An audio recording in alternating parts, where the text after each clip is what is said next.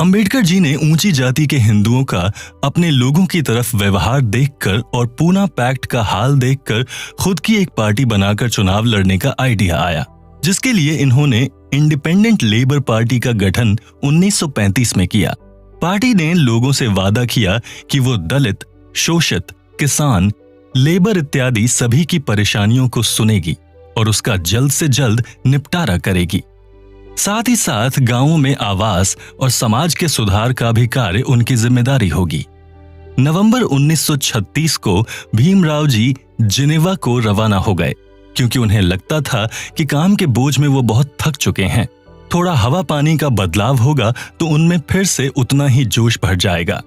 वो बॉम्बे जनवरी 1937 में लौट गए। वहां से लौटते ही वो अपनी पार्टी का प्रचार करने लगे। उन्होंने अपना हाथ दूसरे राजनीतिक पार्टी को भी बढ़ाया, जैसे एल.बी. भोपतकर जो डेमोक्रेटिक स्वराज पार्टी के लीडर थे और एन.सी. केलकर कांग्रेस पार्टी छोड़कर आए थे, क्योंकि कांग्रेस पार्टी शोषित वर्ग के लोगों का ध्यान नहीं रख रही थी और उनका विकास नहीं हो पा रहा था। केलकर ने लोगों से मुख्य गुजारिश की वो अंबेडकर जी को वोट दें, क्योंकि उन्हें लगता था कि अंबेडकर जी दलितों के बेताज बादशाह हैं। कांग्रेस पार्टी ने भी अपने दो मुख्य चेहरे उतारे ताकि वो अंबेडकर और भोपतकार वाली सीटों के विरुद्ध खड़े होकर दोनों को टक्कर दे सकें। फरवरी 17, 1937 में इलेक्शन आयोजित किए गए। उसके कुछ ही दिनों बाद उसका परिणाम घोषित हुआ, जिसमें यह निकलकर आया कि अंबेडकर जी ने भारी मतों से अपने विरोधियों को हराया। 17 में से 15 कैंडिडेट जो अंबेडकर जी ने खड़े किए थे, उनको निर्वाचित किया गया था। मार्च 1937 में एक और घटना घटी जिसने अंबेडकर जी की सफलता पर 4 चांद लगा दिए। वो ये थी कि बॉम्बे हाई कोर्ट और थाने के असिस्टेंट जज ने यह फैसला सुनाया कि चवदार तालाब का इस्तेमाल अब दलित और अस्पृश्य समाज भी कर सकता है। हालांकि कांग्रेस पार्टी ने ज्यादातर हिंदुओं के वोट पाए थे, पर फिर भी वो गवर्नमेंट को ज्वाइन करने में असमर्थ थी। तब तक के लिए अंतरिम मिनिस्ट्री का गठन हुआ और ये माना गया कि ये बस केयर टेकर मिनिस्ट्री होगी और 6 महीनों में फिर से मिनिस्ट्री बुलाई जाएगी। आखिर बॉम्बे प्रेसिडेंसी में अंतरिम मिनिस्ट्री ने सम्मिलित किया और कांग्रेस पार्टी ने फिर से मेजॉरिटी में मिनिस्ट्री बनाई, जिसके प्रधान बी.जी. खेर हुए। आइए अब बात करते हैं अंबेडकर जी की देश की तरक्की में विभिन्न योगदान की। सबसे पहले जानते हैं उनकी लेजिस्लेटर की भूमिका में किए गए कार्य। अंबेडकर की खेर से पहली भिड़ंत तब हुई जब मिनिस्टर की 500 रुपए तनख्वाह, रहने के लिए घर और आने जाने का किराए का बिल पास कराना था। अंबेडकर जी इनके बिल्कुल खिलाफ थे। उनका कहना था कि मिनिस्टर की तनख्वाह मार्केट में चल रहे रेट के अनुसार 75 रुपए ही सही है। बिल को पास कराने के लिए 4 बातों का ध्यान रखना बहुत जरूरी होता है। पहला, योग्यता। दूसरा, लोकतंत्र। तीसरा, अखंडता। और चौथा और आखिरी है प्रशासन की शुद्धता। मंत्रियों को 75 रुपए से ज्यादा सैलरी देना गलत है। उस पर खेर ने ये तर्क देते हुए कहा कि ये सब मातृभूमि को सेवा के लिए उन्हें दिए जा रहा है। जब प्रोविंशियल असेंबली सेशन में नहीं थी, तब भी अंबेडकर जी न सिर्फ शोषित तबके बल्कि किसानों और खेती कर रहे मजदूरों के लिए कैंपेन चलाते रहे। इन्हीं कैंपेन में 17 सितंबर 1937 को अंबेडकर जी ने एक सभा रखी और उसमें उन्होंने जमीनों की खोटी व्यवस्था को खत्म किया। अंबेडकर जी पहले ऐसे व्यक्ति थे जिन्होंने खेती में दासवृत्ति की प्रथा को खत्म किया था, जो कि सदियों से चली आ रही थी। कांग्रेस लीडर और अंबेडकर जी की एक और असहमति हुई, जिसमें शेड्यूल कास्ट का नाम हरिजन रखकर बिल पारित कराया जाना था। अंबेडकर के एक अनुयायी बी.के. गायकवाड़ ने एक अमेंडमेंट प्रपोज किया, जिसमें हरिजन के नाम को हटाया जाना था। उन्होंने अंबेडकर की सलाह लेकर एक स्पीच तैयार की, जिसमें उन्होंने बोला कि अगर अस्पृश्य लोगों को हरिजन मतलब भगवान के बंदे बोला जाएगा तो ऊंची जाति के हिंदुओं को क्या शैतान बोला जाएगा? अगर सारे लोगों को हरिजन बोला जाएगा तो उन्हें कोई दिक्कत नहीं है। अस्पृश्य लोगों को एक प्यारा सा नाम दे देना उनकी समस्याओं को हल नहीं करेगा, बल्कि उसकी जगह अगर कोई ठोस कदम उठाए जाएंगे तब दलितों का विकास होगा। असेंबली में कांग्रेस के लीडर ज्यादा होने के कारण उनके इस अमेंडमेंट को स्वीकारा नहीं जा सका और उठा के फेंक दिया गया। इसको देखकर अंबेडकर जी अपनी सीट से उठकर बोलने लगे कि अगर इस अमेंडमेंट को पारित कर लिया जाता है तो किसी का इसमें नुकसान नहीं होता।